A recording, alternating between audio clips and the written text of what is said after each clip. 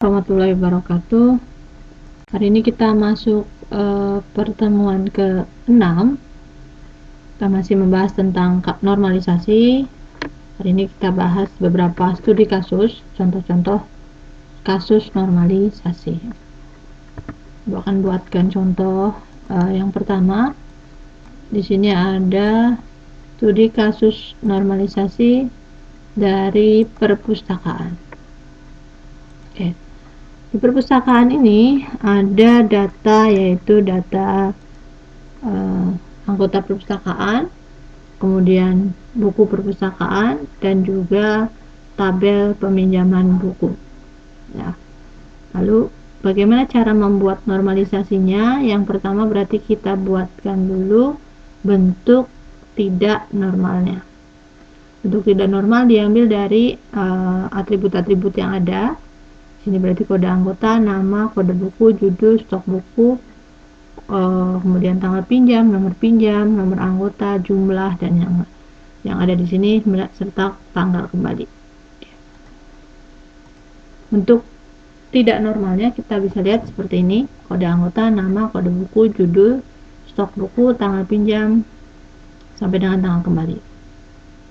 Nah, ini datanya masih bisa berulang. Contohnya nomor pinjam itu tadi untuk satu nomor pinjam bisa dipakai untuk 2 buku. Dan yang kedua, membentuk normal pertama.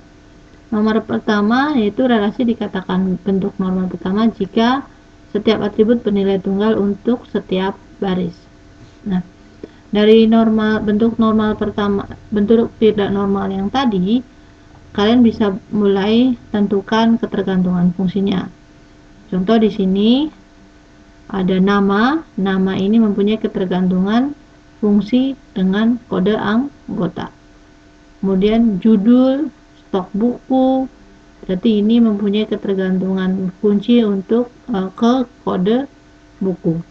Kemudian ada tanggal, kode anggota, tanggal, kemudian jumlah, tanggal kembali. Dia memiliki ketergantungan fungsi dengan nomor pinjam. Jadi ada 3 yang kita temukan. Kita tentukan ketergantungan fungsinya, kode anggota dengan kode anggota, kode buku, lalu nomor pinjam. Nah,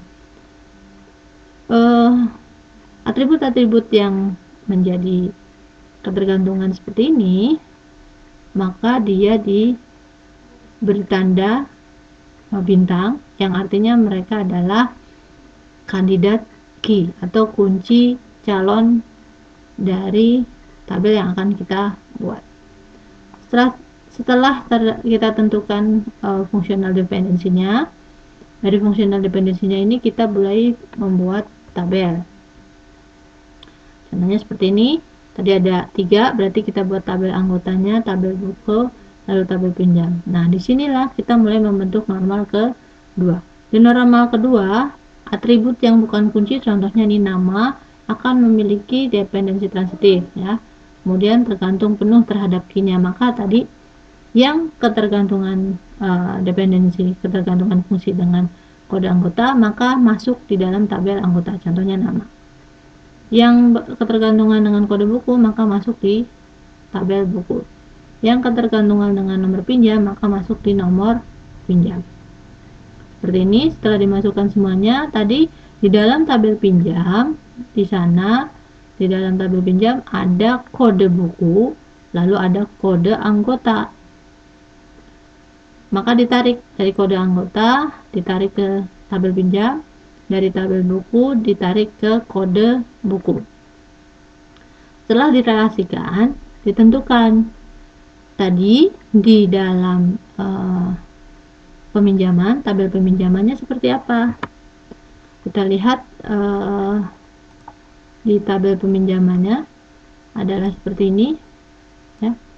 Ada kode buku, nomor pinjamnya seperti ini, nomor anggotanya 1, kode bukunya bisa banyak. Berarti artinya one to one untuk kode anggota, sedangkan untuk kode bukunya adalah one to many. Okay. Maka di sini one to one, ini one to many. Nah, seperti yang sudah Ibu sebutkan kemarin, jika ada one to many, maka kalian lanjut membuat bentuk normal ketiga. Di sini yang tadi relasi one to one masih terhubung ke tabel utama yaitu tabel pinjam, sedangkan relasi yang one to many dia dibuatkan satu tabel baru untuk menyimpan. Di sini ada kode buku, tarik ke sini, lalu nomor pinjam di sini ditarik dari tabel utama yaitu tabel pinjam ke tabel detail pinjam. Di sini juga harusnya relasinya adalah one to many, ya. Jadi sama-sama one to many. Nah, ini adalah kasus yang pertama. Kasus yang kedua, contohnya di sini ada faktur pembelian barang. Kalian diminta untuk membuat normalisasi dari faktur yang sudah ada. Berarti bisa dilihat di sini. Lihat dulu data yang tersimpan di dalam faktur ini apa saja. Ada kode supplier, nama supplier, tanggal faktur, nomor faktur, kode barang, nama barang, TY atau quantity, kemudian harga dan jumlah, lalu ada total dan juga ada tempo faktur. Nah, yang tertulis di sini kalian masukkan ke dalam bentuk tidak normal. Oke, mulai dari bentuk tidak normal, ya, masukkan tadi ada bentuk tidak normalnya adalah yang tercatat di dalam faktur. Nah, ini tadi fakturnya seperti ini. Maka kita tulis kode supplier, ada nomor faktur, ini nomor faktur, tanggal, kode supplier, kode barang, harga, jumlah, kode, selalu sampai dengan jatuh tempo. Ini disebut dengan bentuk tidak normal. Data-datanya yang ada di sini semuanya dipindah ke dalam bentuk tidak normal. Nah, kalau dalam bentuk tabelnya seperti ini, ya. Ini adalah tabel untuk bentuk tidak normal. Setelah bentuk tidak normal, berikutnya kita buat bentuk normal pertama. Nah, kalau bentuk dalam tabel seperti ini, perulangannya terlihat. Contohnya di dalam nomor faktur 998 ada produk kode barang A01 dan A02. Maka penulisannya nomor faktur ini dua kali karena tabelnya 2, kode barangnya ada 2. 998, 998. Nah, ini yang perlu diperhatikan bahwa nomor faktur harusnya adalah primary key. Kalau primary key tidak boleh ada data yang sama di dalam kolom tersebut. Nah, karena di sini ada data yang sama, maka nomor faktur nanti perlu dibuatkan detail tabel yang tertentu itu untuk menyimpan sementara nomor faktur yang sama. Itu 998 yang tertulis dua kali. Nah, bentuk nomor pertama tadi kita sudah buat bentuk anormalnya, tidak normalnya. Lalu kita masuk bentuk normal pertamanya adalah seperti ini. Kita tentukan ketergantungan fungsinya. Di sini ketergantungan fungsi yang pertama ada kode supplier, kemudian kode barang, lalu di sini ada nomor faktur. Lalu apa yang tergantung pada kode supplier, kode barang, dan nomor faktur bisa kalian lihat. Di sini yang mempunyai fungsional dependensi terhadap kode supplier adalah nama supplier. Ada lagi tidak? Kalau tidak ada berarti di sini hanya nama supplier. Yang memiliki fungsional dependensi pada kode barang apa saja? Ada nama barang, lalu harga. Yang memiliki fungsional dependensi kepada nomor faktur apa saja? Berarti yang lainnya masuk atau memiliki fungsional dependensi kepada nomor faktur. Nah, kemudian fungsional dependensi itu kunci-kuncinya ditentukan. Ini diberi tanda bintang sebagai tanda bahwa ini adalah kunci calon atau kandidat key.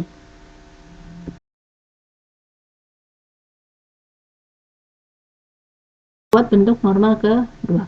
Kalau tadi di normal pertama kita sudah menemukan 3 fungsional dependensi, ini berarti dan sudah kita tentukan 3 kunci calon, maka di normal ketiga kalian tinggal buat masing-masing tabel-tabel. Di sini ada tabel supplier, tabel nomor faktur, lalu tabel kode barang.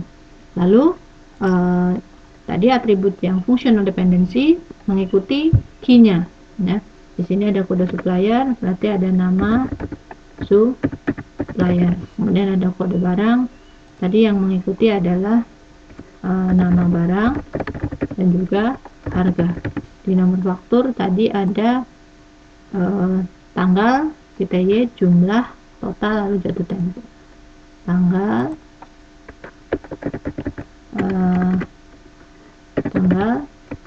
TTY, jumlah, total, lalu jatuh tempo. Nah, setelah dibuat seperti ini, kalian buat juga relasinya. Jadi kurang lebih langsung seperti ini ya. Jadi ada 3 tabel supplier, ada tabel supplier, tabel barang, lalu tabel faktur.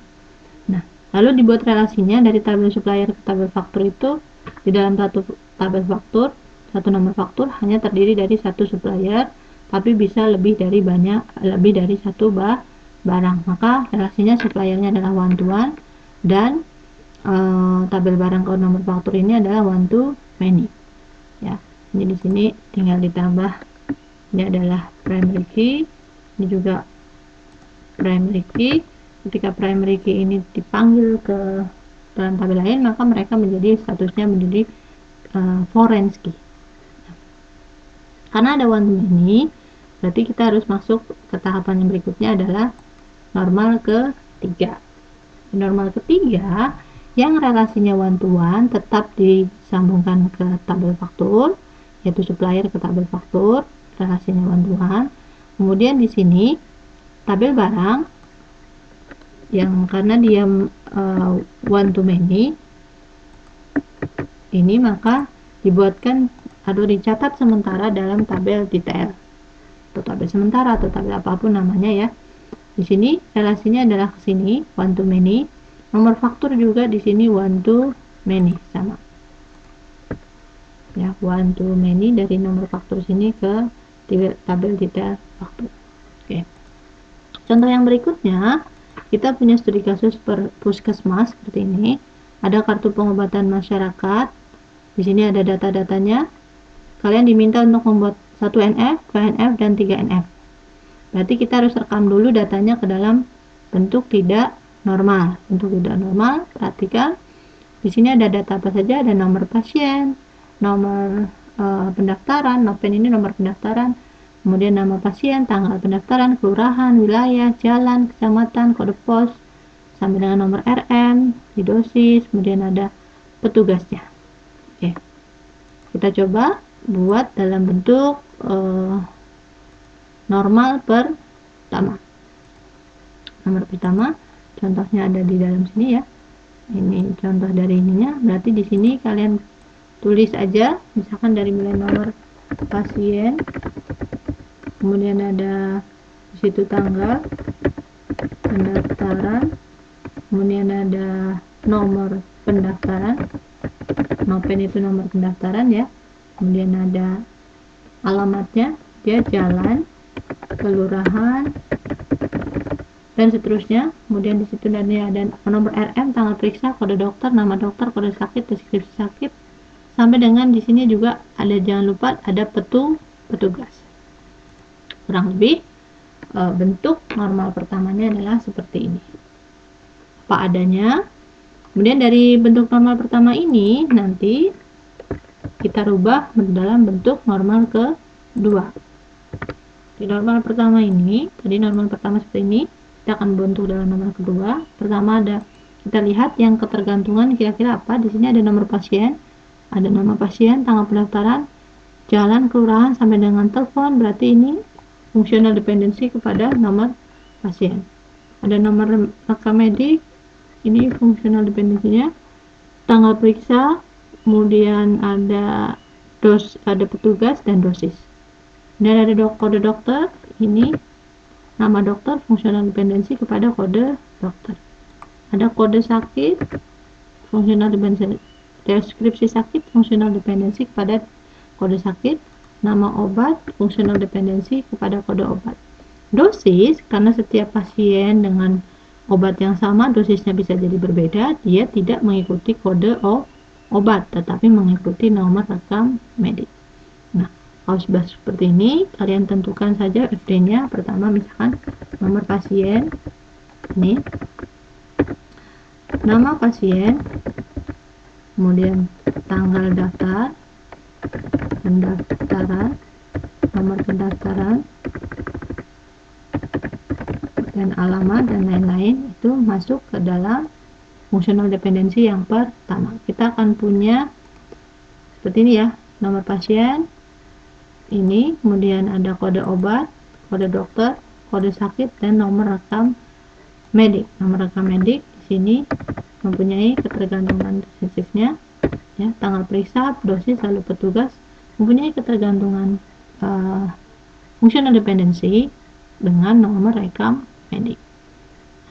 Tadi kita punya nomor pasien, kandidat key-nya ditentukan, nomor rekam medik, kemudian ada kode dokter, ada kode sakit, ada kode obat. Ada 5 fungsional dependensinya. Nah, dari 5 ini kita akan buat dalam bentuk normal kedua, yaitu kita pisahkan dalam tabel-tabel. Tadi ada kandidat key-nya masuk ke dalam tabel pasien, tabel dokter, kemudian tabel obat, tabel penyakit, dan rekam medik. Nah, yang key yang lainnya mengikuti atribut lainnya mengikuti key. Nomor pasien, maka di sini akan ada tadi tanggal pendaftaran, nomor, dan lain-lain. Ya, kurang lebih seperti ini. Setelah ditentukan, dimasukkan ke dalam atribut sesuai key-nya, mengikuti key-nya seperti ini, baru ditentukan relasinya. Di dalam tabel rekam medik adalah di situ tercatat 1 pasien, kemudian 1 dokter, kemudian di situ ada 1 obatnya banyak ya, ini salah, obatnya banyak yaitu one to many, tapi penyakitnya balik, mohon maaf, ini tabel penyakit, yang ini tabel obat. Berarti di sini relasinya penyakitnya one to one, sedangkan obatnya lebih dari 1 atau one to many. Nah, seperti ini. Karena ada one to many, maka kita buat 3NF-nya. 3NF-nya relasi-relasi yang one to one ini masuk ke dalam